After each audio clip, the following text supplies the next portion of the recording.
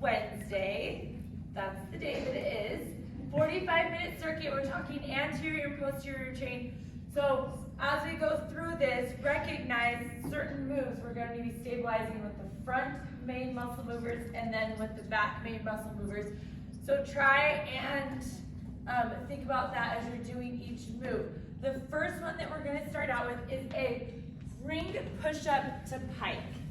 This is, okay, so here we want to make sure the most important thing that we can do as we get down into that pike is to cue that core by pulling that belly button in and thinking of wrapping your insides with your abdominals, okay? You're gonna do your push-up and then you're gonna pull back with that core into that pike, okay? And you're thinking when you pull back, you're thinking of hinging at that waist and pulling yourself back and then exhaling as you come back to your plank. So you're inhaling back, pulling that core in, and then as you go straight, you're exhaling so that you're not going to collapse and let that lower back give out as you go back into your plank. So push up into a pike. You have 8 to 10 of those. Then you're going to do a lying supine chest fly. So we're on the ground. Our legs are up. We're adding a leg raise to this. So we're here, okay? And we're going out. And then we're going to bring that fly in. And then we're bringing our legs down and up. Again, here, you want to be able to feel that lower back in contact with that ground. So you're going to inhale out, exhale in, and then you're inhaling out, exhaling back up, okay? As soon as you feel that lower back starting to come off the ground, that is your stopping point for your legs, okay? Because once that lower back comes off of the ground, you're no longer using your core properly, and so any farther down your legs go, it's going to cause more pain to that lower back than it is going to strengthen that core. So be mindful of that. Listen to your body. So we have to do chin-ups. So we've got our chin-ups on the two ends of this bar. So we've got, can I borrow this thing? Just for a second. So here we are. You can put your foot in a band. Okay, with these chin-ups, again, pull that belly button in, bring that pelvis forward just a little bit, and then you're gonna go up, okay? So we got, did I say how many chest flies? 10 chest flies. And then we got 8 to 10 chin-ups. Then we've got a barbell front squat. I love front squats, okay? The main cue I have for you guys, again, it's always funny, but the main cue is chest and nipples to the wall. If you think of that, it's easier to keep yourself up. You can also think of using those elbows, keeping those elbows up, because that will help drive that chest up. But as you go down, it's hinging at the waist, sitting that butt straight down, thinking of your chest facing that wall, and as you come up, driving up and keeping that chest facing the wall. So you're going down, hinge, sit that butt straight down to the ground, same thing, go straight up, and then end with that little bit of a squeeze of the glutes at the top. So you have 10 of those barbell front squats, okay? Really thinking of keeping that chest nice and high, because as soon as that chest starts to drop, you're going to use more of your back. Then, this is fun. Krista, I don't even know if I can demonstrate this, but we're going to see. Okay, we have a single leg box squat with an optional toe touch.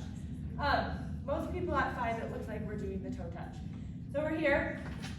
You're going to have the inside foot on the box, okay? We're sitting down in kind of a pistol squat. So this is really important to remember that you're hinging, okay, into this hip socket. And again, it's kind of the same mechanics as with our barbell. We're sitting that butt straight down as far as we can, and then coming back up and driving and squeezing this glute at the top, okay? So we're here. If you can go all the way down, great. I cannot. So And then if you want to add, when you get back up to the top, you can add a toe touch, okay? And then you start over. Okay, so we've got 5 to 6 of those. Then we have are all the mini bands out there? Mm-hmm. Okay, so we have a mini band kickback. Can I use that green one you're sitting on? It's broken. It's broken. Been flipping people with it. There you go. Okay, so mini band kickback. The mini band is sir. going to go around your toes. You're going to be in this tabletop position, okay, and you're kicking one leg straight back at a time. What you want to avoid here is it's not a kick up, it's a kick straight back. You're going to get more activation through this whole down from the insertion point behind your knee all the way up to that glute if you go straight back and you keep that toe pointed. Also here, you want to pull in and really think about keeping that core nice and tight so that when you kick back, you're not rotating those hips at all. You want those hips to stay square to the ground, and you want to be able to kick that leg straight back and bring it straight in. So, think of really breathing and keeping that core nice and tight. So you have 12 to 16 of those. Then we go into a split stance, kettlebell, row, and a hinge. So we're in our split stance, so it's contralateral. If the kettlebell's in my left hand, my right foot's forward, okay? We're going to row here, and then we're going to come up, right? Is that right? That's right, okay, hinge, that's right.